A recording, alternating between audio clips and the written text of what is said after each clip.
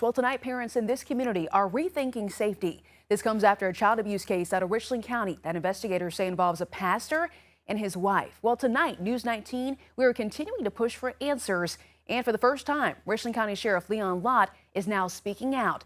News 19's Kiki Gushu is sharing our latest update.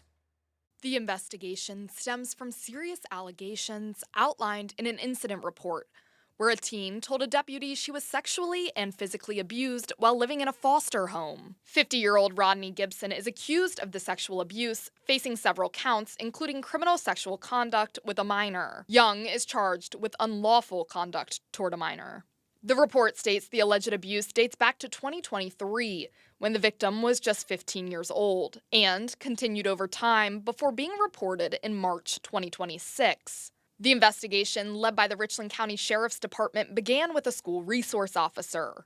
Initially started off with a SRO, finding out information and making a report, which I think is very important that what our SROs do in schools. They see these kids, the kids confide in them.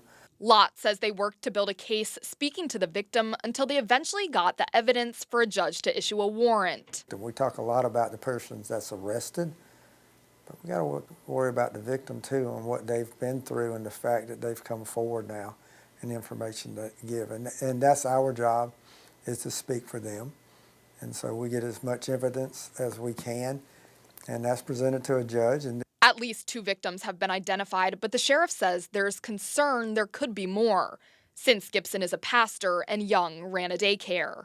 News 19 reached out to the Department of Social Services about the case. They tell us suspect Kawana Young was a licensed foster parent from 2021 through June 2025, caring for 6 children during that time. DSS says she had no prior reports of abuse or neglect.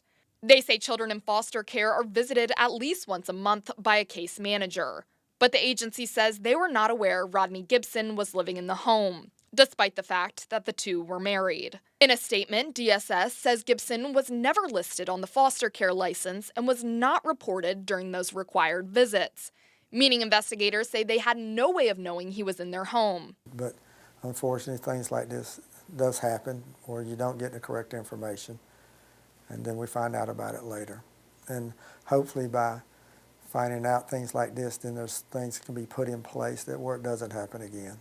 Meanwhile, DSS says the daycare owned by Young Dreamcatcher Child Development was already closed this week for spring break.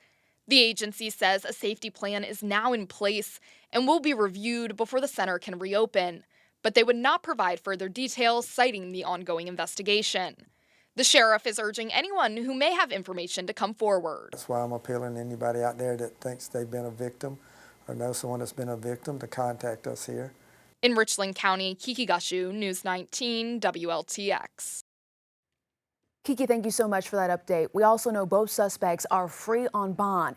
And Sheriff Lott stresses while this case is deeply troubling, he says it does not reflect the vast majority of foster parents who he says provide safe and supportive homes for children in need. If you'd like to read more about this story, just go to WLTX.com.